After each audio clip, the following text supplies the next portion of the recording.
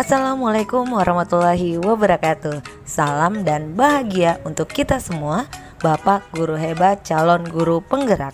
Saya Lilis Rospita, calon guru penggerak angkatan 9, unit kerja SD Swasta Mulia Medan, akan memaparkan tentang tugas 1.1.A.8 koneksi antar materi.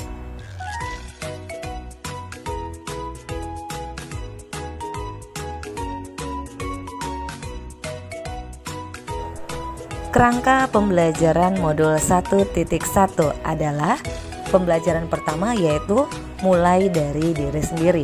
Kegiatan ini merupakan kegiatan pembuka dari seluruh rangkaian materi belajar di program pendidikan guru penggerak.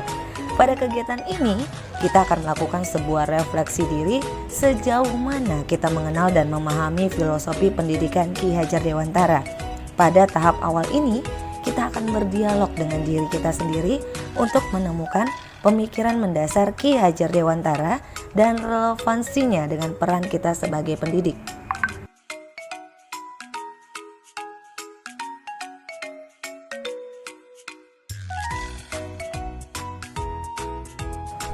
Pembelajaran 2 yaitu eksplorasi konsep.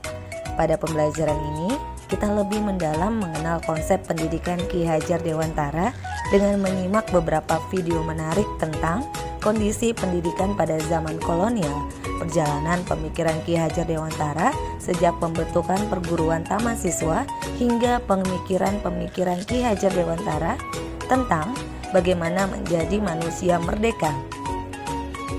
Kita juga akan lebih jauh memahami 3 tulisan Ki Hajar Dewantara yang memberikan ilustrasi diri pada kita sebagai pembelajar merdeka yang dapat menginternalisasi semboyan ing ngarso sung tulodo, ing madia mangun karsa, dan tutwuri handayani. Pembelajaran ketiga yaitu ruang kolaborasi. Ruang kolaborasi memberikan ruang perjumpaan bagi kita untuk berkolaborasi sesama CGP dalam kenali nilai-nilai luhur kearifan budaya daerah dari asal CGP yang relevan menjadi penguatan karakter murid sebagai individu sekaligus sebagai anggota masyarakat untuk menebal laku murid dan menuntun kekuatan kodrat murid yang dapat diimplementasikan pada konteks lokal atau budaya daerah asal mereka. Hasil kolaborasi dalam menemukan nilai-nilai luhur kearifan budaya menjadi dasar pengetahuan dan pengalaman baru dalam merefleksikan pemikiran Ki Hajar Dewantara dalam mewujudkan pembelajaran yang berpihak pada murid.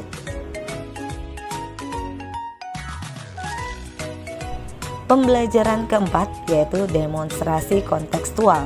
Pada tahap ini, kita harus mendesain sebuah strategi dalam mewujudkan pemikiran Ki Hajar Dewantara. Pendidikan yang berpihak pada murid sebagai wujud pemahaman, pemaknaan, dan penghayatan yang kita praktekkan dari pemikiran filosofis Ki Hajar Dewantara yang dikembangkan dan diterapkan di kelas dan juga sekolah asal kita. Di pembelajaran kelima ada elaborasi pemahaman.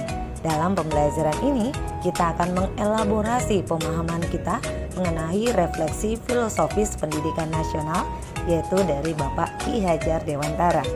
Dan di pembelajaran ke-6 ada koneksi antar materi.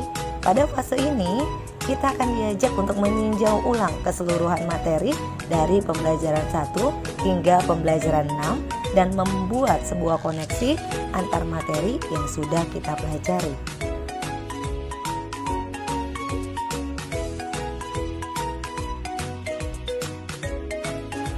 Asas pendidikan menurut Ki Hajar Dewantara. Ki Hajar Dewantara membedakan kata pendidikan dan pengajaran dalam memahami arti dan tujuan pendidikan. Menurut Ki Hajar Dewantara, pengajaran adalah bagian dari pendidikan. Pengajaran merupakan proses pendidikan dalam memberi ilmu atau berfaedah untuk kecakapan hidup anak secara lahir dan juga batin. Pendidikan adalah memberi tuntunan terhadap segala kekuatan kodrat yang dimiliki anak agar ia mampu mencapai keselamatan dan kebahagiaan yang setinggi-tingginya, baik sebagai seorang manusia maupun sebagai anggota masyarakat.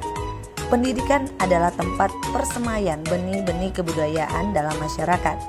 Ki Hajar Dewantara memiliki keyakinan bahwa untuk menciptakan manusia Indonesia yang beradab, maka pendidikan menjadi salah satu kunci utama untuk mencapainya. Pendidikan dapat menjadi ruang berlatih dan bertumbuhnya nilai-nilai kemanusiaan yang dapat diteruskan atau diwariskan. Pendidikan menciptakan ruang bagi murid untuk bertumbuh secara utuh agar mampu memuliakan dirinya dan juga orang lain.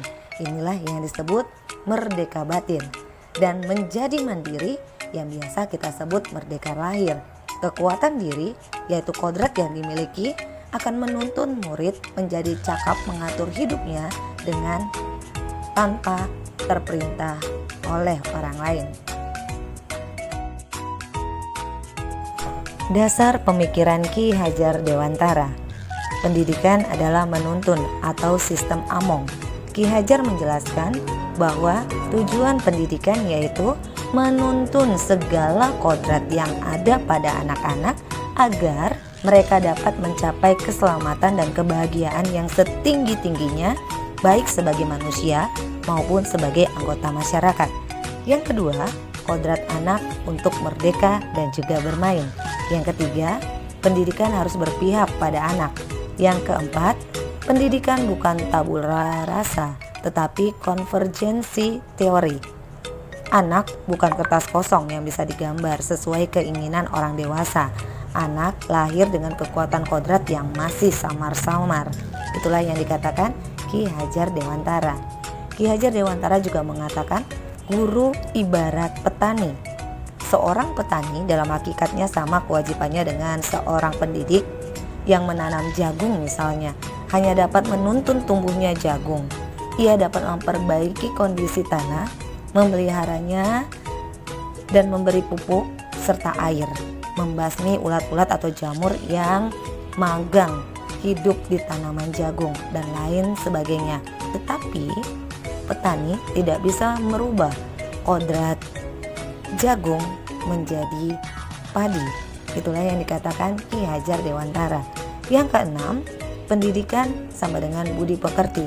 Budi pekerti, watak, karakter adalah bersatunya atau perpaduan antara gerak, pikiran, perasaan, dan kehendak atau kemauan sehingga menimbulkan tenaga, semangat. Itu juga yang dikatakan Ki Hajar Dewantara. Yang ketujuh, kodrat alam dan juga kodrat zaman.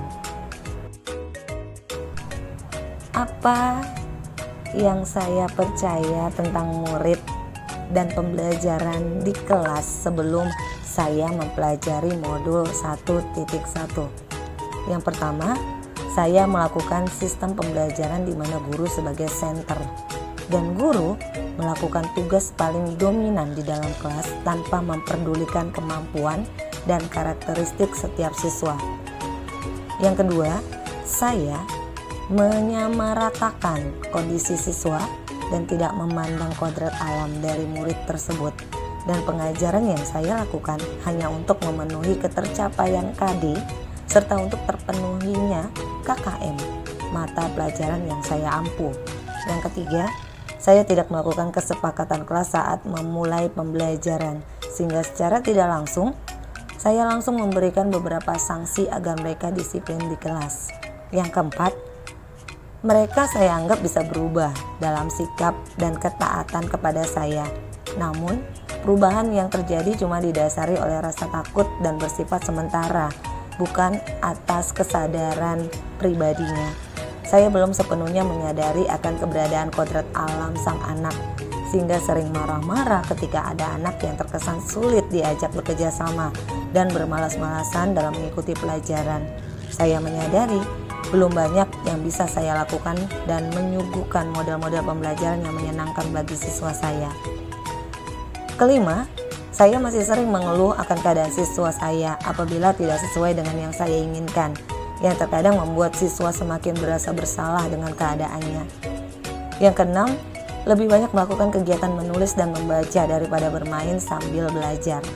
Yang ketujuh, saya kurang memberi pemahaman pada siswa bahwa Indonesia mempunyai sosial budaya dan kultural yang sangat menarik dan menjadi dasar kekuatan pendidikan Indonesia. Yang kedelapan, ketuntasan penyampaian materi lebih penting daripada memahami siswa.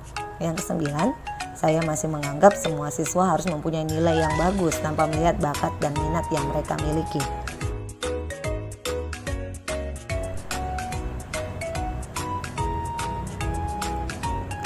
Apa yang berubah dari pemikiran atau perilaku saya setelah mempelajari modul ini?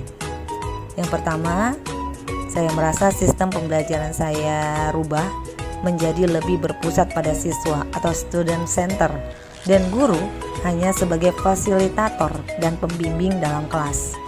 Yang kedua, siswa diperhatikan sesuai karakteristik dan bakatnya serta minatnya masing-masing dan mencoba melakukan pembelajaran secara diferensiasi. Yang ketiga, saya lebih memperhatikan pembelajaran sesuai fase anak dan tidak menuntut terpenuhinya KKM karena setiap anak mempunyai kodrat alamnya masing-masing. Yang keempat, melakukan kesepakatan kelas sebelum memulai pembelajaran dan memberi kesempatan pada siswa untuk berpikir kritis akan hak dan kewajiban yang harus dilakukan di kelas, sehingga meminimalisir kata hukuman yang terkesan menakutkan untuk anak dengan tujuan mereka nyaman di kelas tanpa rasa takut. Yang kelima, memberikan sistem pembelajaran yang menarik dan interaktif serta menyenangkan dan tidak monoton. Keenam, pembelajaran meliputi secara menyeluruh, meliputi cipta, rasa, dan karsa. Yang ketujuh, pendidik harus mengarahkan peserta didik dan mengetahui keadaan kodratnya, dan dalam menuntun kita diharapkan untuk lebih sabar dan ikhlas karena dalam konsepnya kita harus membahagiakan murid dan mereka tidak terbebani dengan nilai yang harus dicapai. Dan yang kedelapan, dalam konsep membina saya akan mengingat 3 hal, yakni ing ngarsa sang tulada, ing madia mangun karsa, dan tuturi handayani. Di depan menjadi contoh, di tengah memberi semangat, dan di belakang memberi dorongan. Selain itu, saya juga tidak perlu memberikan hukuman yang bersifat tidak mendidik. Namun yang harus saya lakukan adalah memberikan teladan agar mereka bisa melihat dan mencontohnya untuk bekal mereka kelak. Memberikan pembelajaran yang menyenangkan bagi mereka dengan mencoba berbagai macam model pembelajaran yang menyenangkan, lebih merdeka dengan konsep pembelajaran yang dicontohkan Ki Hajar Dewantara. Yang kesembilan, saya menjadi tertarik mempelajari tentang pentingnya sosial budaya dan kultural dalam dunia pendidikan. Yang ke-10, pada sistem pendidikan kita tidak hanya mengembangkan pengetahuan dan keterampilan, tetapi saya juga harus berkarakter sehingga membentuk pribadi utuh yang memiliki kecerdasan intelektual, emosi, sosial, moral, dan spiritual.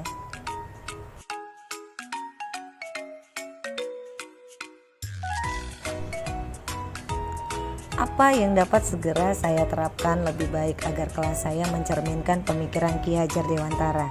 Yang pertama, tidak memberikan hukuman-hukuman kepada siswa dan membuat kesepakatan kelas. Lebih sabar dalam membimbing, mengenali lebih dalam karakter dan latar belakang siswa, keluarga, atau lingkungan di mana mereka tinggal dengan menjalin komunikasi dengan orang tua. Yang kedua, merancang pembelajaran yang bervariatif dan menyenangkan yang mampu mengakomodasi semua kebutuhan siswa yang beragam sesuai kodrat alam dan zamannya. Yang ketiga, melibatkan siswa dalam sistem pembelajaran student center dengan model pembelajaran yang bervariatif dan berbasis proyek sehingga siswa menjadi lebih aktif dan berpikir kritis serta terampil. Keempat, pembelajaran dilakukan dengan cara menuntun, bukan menuntut. Yang kelima, lebih dalam menggali diri untuk mengenali profil pelajar setiap siswa sehingga dapat memetakan tindakan dan memberikan motivasi untuk mengembangkan kodrat alam yang mereka miliki di masa kodrat zaman yang akan dilalui. Yang keenam, memberikan pembelajaran yang menyenangkan bagi siswa melalui pemilihan media pembelajaran yang bervariasi dan menarik, baik berupa gambar, video, maupun audio, atau pembelajaran yang berbasis permainan. Selain belajar di dalam kelas, juga belajar di luar kelas dengan alam terbuka, dengan tujuan agar Pendidik tidak hanya memperhatikan aspek kognitif saja, tetapi afektif, psikomotorik siswa juga diperhatikan. Yang ketujuh, melaksanakan program 5S, yaitu salam, senyum, sapa, sopan, dan santun. Karena jika kita menerapkan program 5S ini, untuk seluruh warga sekolah dapat menguatkan karakter dan menjadikan semua warga sekolah memiliki kepribadian yang baik dan berbudi pekerti. Yang kedelapan, mencoba mengadopsi pengetahuan dari negara lain dengan maksud untuk mengembangkan kodrat zaman peserta didik, tetapi tidak bertentangan dengan nilai kemanusiaan dan konteks budaya di Indonesia. Yang kesembilan, membuat proyek tentang sosio budaya dan kultural yang sesuai dengan daerah saya untuk mencerminkan sikap nasionalis dan berkebinekaan dan berbudaya.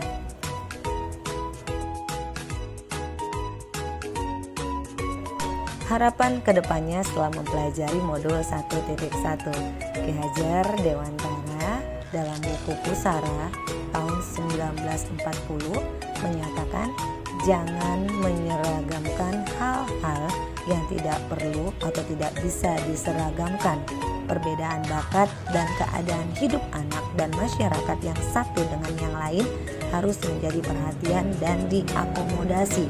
Demikian juga dengan pemikirannya yang lain, yaitu anak-anak tumbuh berdasarkan kekuatan kodratnya yang unik. Tak mungkin pendidik mengubah padi menjadi jagung atau sebaliknya. Hal ini menunjukkan bahwa dalam melaksanakan kegiatan pembelajaran, kita harus menyesuaikannya dengan kemampuan, bakat, dan minat murid ataupun kebutuhan murid. Lalu, dengan menerapkan pembelajaran yang berpusat pada murid atau student center dengan melalui pembelajaran yang berdiferensiasi, maka akan terbentuk kepemimpinan pada murid atau student leadership, di mana murid menjadi bertanggung jawab dan menjalankan perannya sebagai murid yang dapat mengembangkan segala potensi yang dimilikinya agar mencapai keselamatan dan kebahagiaan baik untuk dirinya maupun masyarakat di sekitarnya. Sedangkan pada sisi pendidik, guru akan menjadi sosok pemimpin pembelajaran yang dapat mendorong ekosistem pendidikan di sekolah yang selalu berpusat dan berpihak pada kebutuhan murid.